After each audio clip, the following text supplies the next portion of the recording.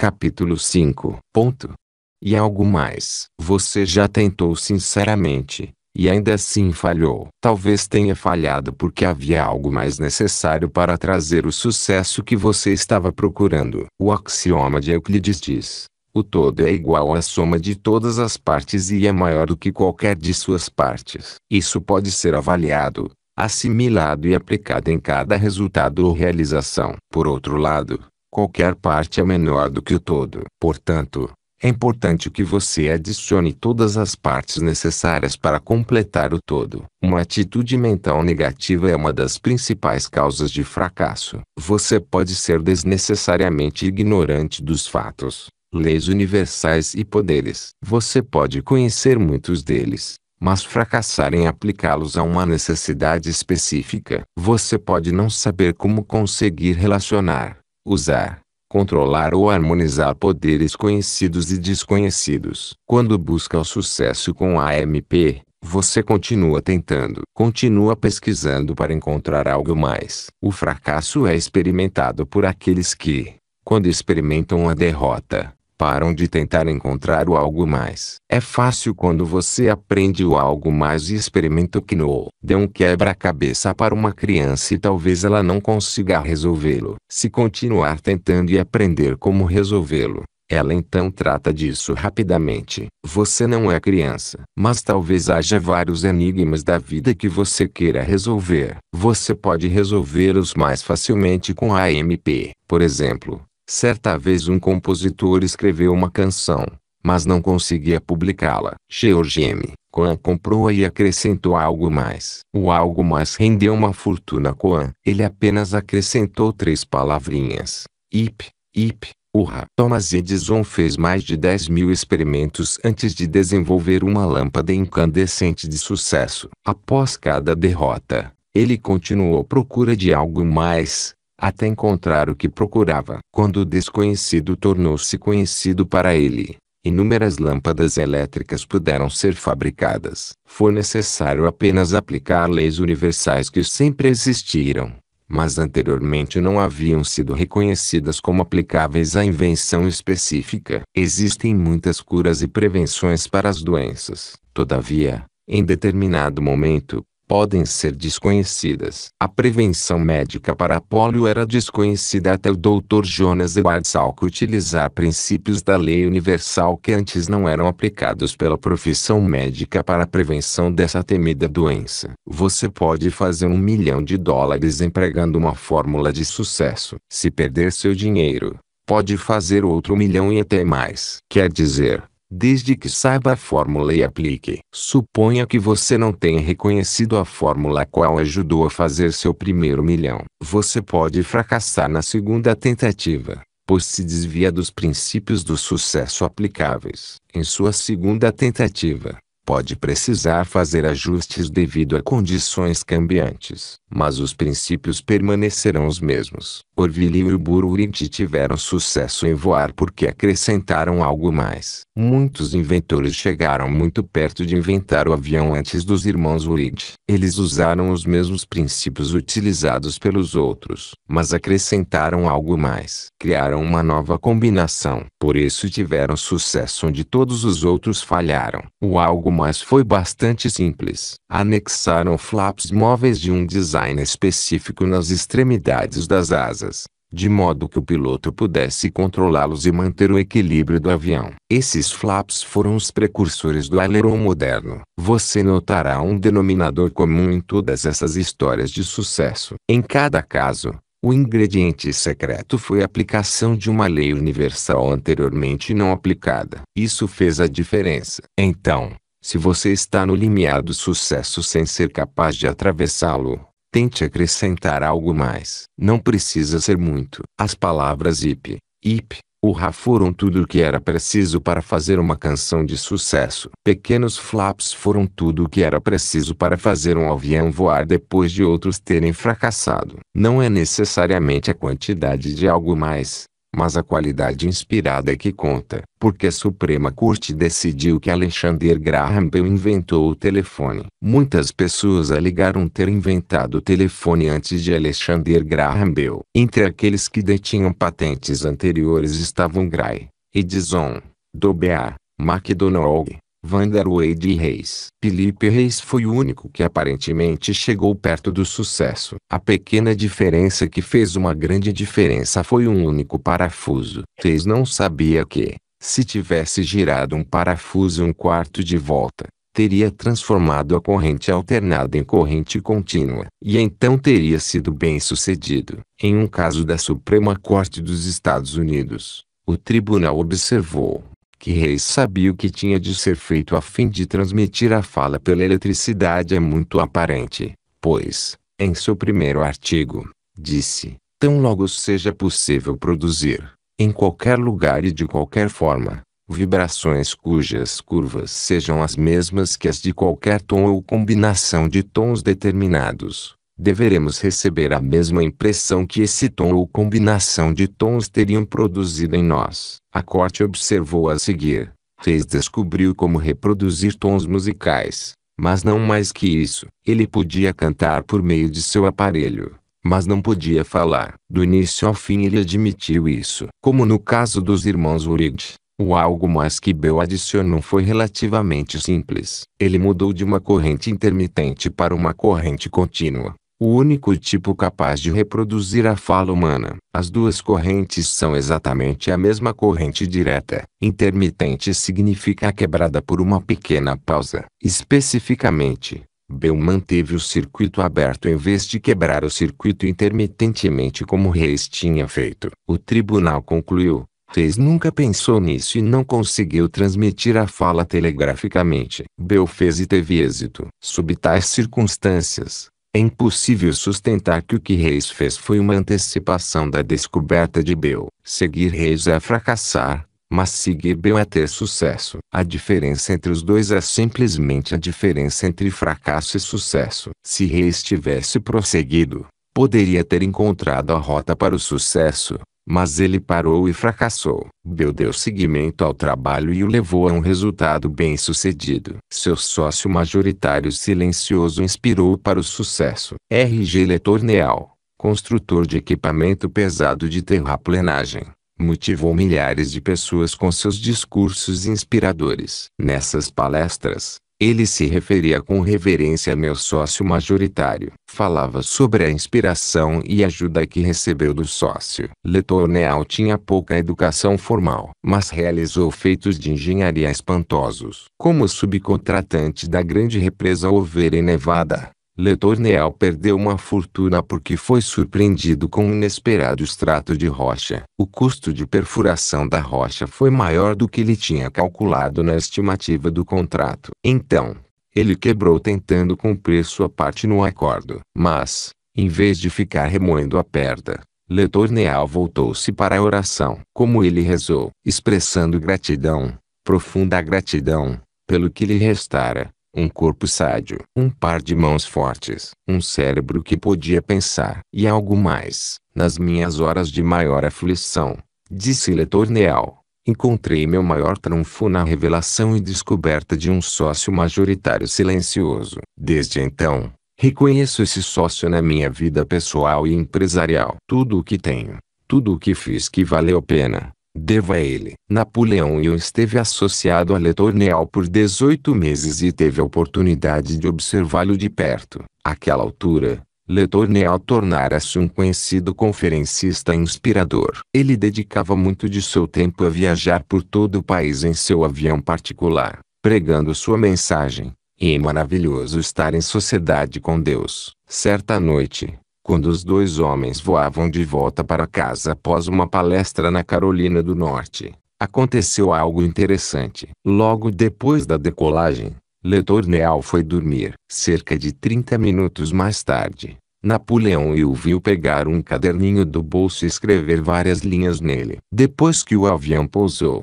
Hill perguntou a Letourneau se ele lembrava de ter escrito em seu caderno. "Ué, não", exclamou Letourneau. Ele imediatamente tirou o caderno do bolso e olhou. Ele disse: Cá está. Estava em busca disso há vários meses. Eis aqui a resposta para um problema que me impedia de completar uma máquina em que estamos trabalhando. Quando você receber um lampejo de inspiração, anote-o. Pode ser o algo mais que você está procurando. Acreditamos que a comunicação com a inteligência infinita se dá por meio da mente subconsciente. Acreditamos que você deve estabelecer o hábito de anotar lampejos de inspiração no instante em que eles são comunicados a você do subconsciente para o consciente. Albert Einstein desenvolveu teorias complexas e profundas sobre o universo e as leis naturais que o controlam. Contudo, usou apenas os mais simples, mas os mais importantes, instrumentos já inventados: um lápis e um pedaço de papel. Ele escrevia suas perguntas e respostas. Você desenvolverá seus poderes mentais quando aprender e desenvolver o hábito de se fazer perguntas. Quando aprender e desenvolver o hábito de usar lápis e papel para anotar suas dúvidas, ideias e respostas. É improvável que Einstein e outros cientistas chegassem às suas conclusões bem-sucedidas sem ter aprendido a partir do conhecimento registrado por matemáticos e cientistas que os precederam. Também é improvável que tivesse tentado sem ter se motivado a procurar princípios universais após desenvolver o hábito de se engajar em períodos de pensamento e ação. Você conhece algum grande pensador ou pessoa realizadora a qual não faça anotações das ideias que lhe ocorrem? Aprenda pensamento criativo com o pensador criativo. O poder criador da mente e imaginação aplicada, de Alex F. Osborne, da agência de publicidade Batem, Barton, Durstin e Osborne, inspirou centenas de milhares de pessoas a se engajarem em pensamento criativo. Igualmente importante é que essas pessoas foram motivadas à ação positiva e construtiva. O pensamento não é criativo a menos que seja levado adiante pela ação. Osborne, como muitos pensadores criativos, usava um bloco de notas e um lápis como ferramentas de trabalho favoritas. Quando lhe ocorria uma ideia, ele anotava. Como outros grandes realizadores, dedicava-se a períodos de pensamento, planejamento e estudo. Alex Osborne afirmou uma verdade óbvia quando disse: todo mundo tem alguma capacidade criativa, mas a maioria das pessoas não aprendeu a usá-la. Os métodos de brainstorming de Osborne, explicados em seu livro Imaginação Aplicada, obra de fácil leitura, são empregados em salas de aula de faculdade, fábricas, escritórios, igrejas, clubes e em casa. Brainstorming, conforme desenvolvido por Osborne, é um método muito simples, no qual duas ou mais pessoas usam a imaginação coletiva para chegar a ideias que fulguram de seu subconsciente para a mente consciente em resposta a uma pergunta incorporando um problema específico. As ideias são anotadas tão logo ocorrem à mente dos participantes. Não é permitido nenhum julgamento crítico antes que muitas sejam anotadas. Mais tarde,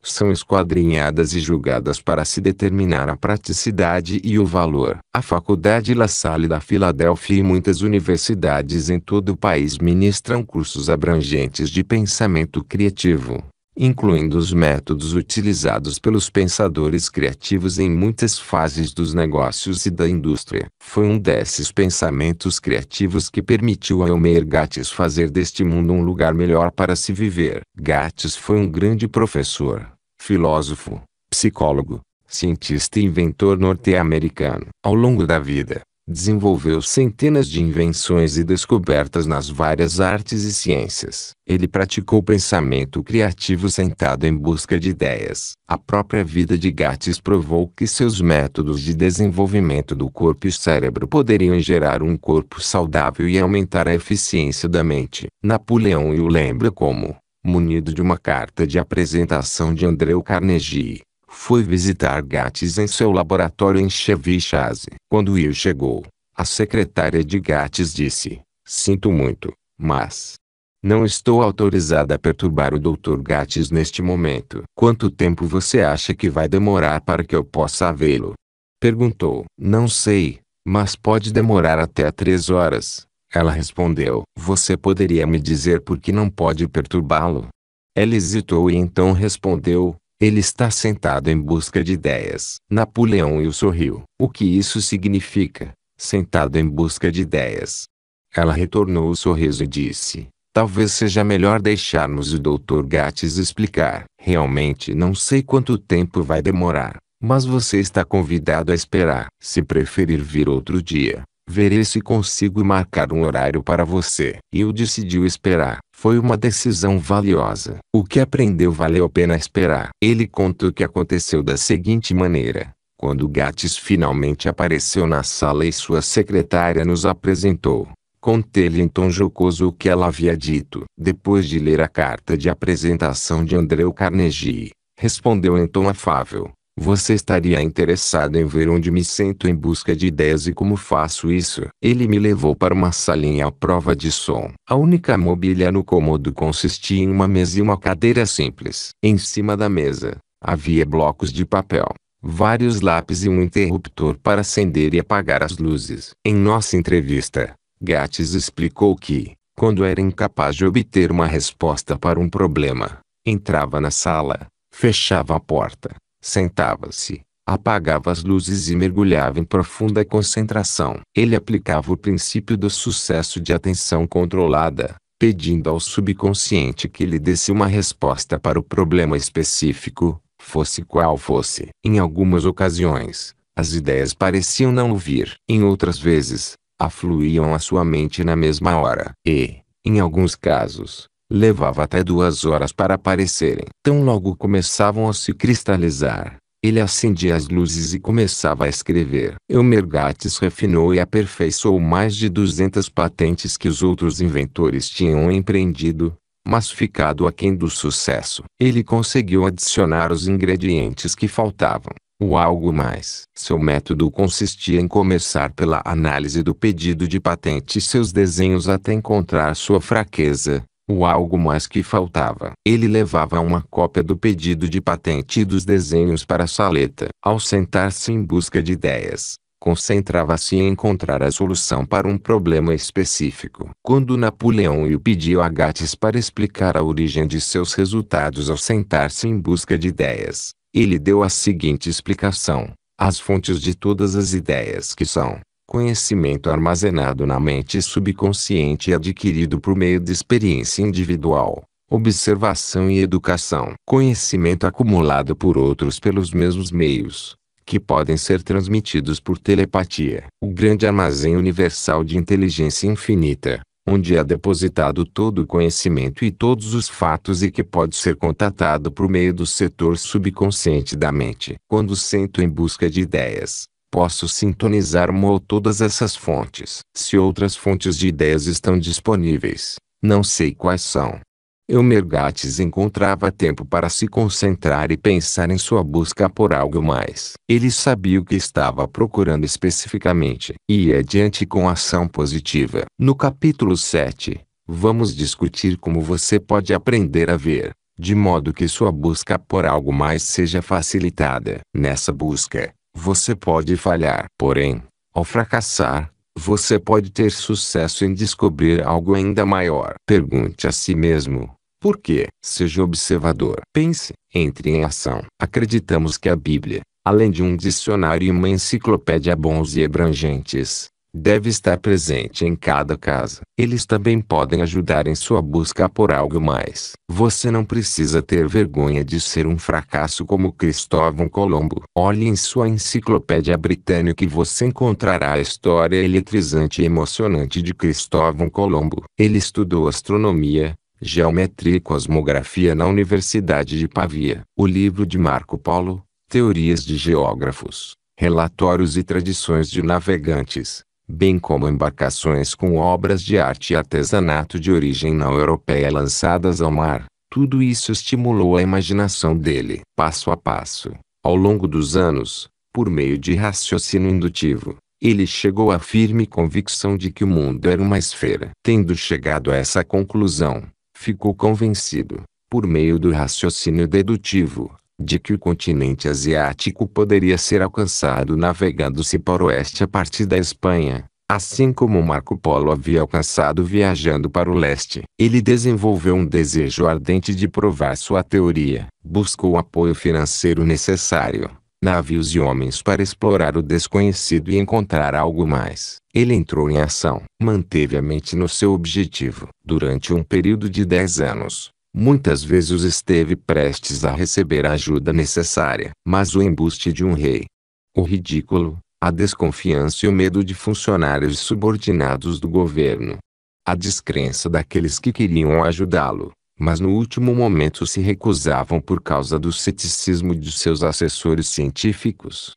Tudo isso provocou derrota após derrota. Ele continuou tentando. Em 1492, Colombo recebeu a ajuda pela qual tão persistentemente havia procurado e rezado. Em agosto do mesmo ano, navegou a oeste para a Índia, China e Japão. Ele estava no curso certo, indo na direção certa. Você conhece a história. Depois de desembarcar nas ilhas do Caribe, Cristóvão Colombo retornou à Espanha com ouro, algodão, papagaios, armas curiosas, plantas misteriosas, pássaros, entre outros animais desconhecidos, e vários nativos. Pensava que tinha alcançado seu objetivo e chegado às ilhas da Índia. Fracassou. Não tinha chegado à Ásia. Mas, sem ter consciência disso imediatamente, Colombo tinha encontrado algo mais. Um bocado e tanto a mais. Você, como Cristóvão Colombo, pode falhar em alcançar seus objetivos principais mais elevados ou suas sublimes obsessões. Você,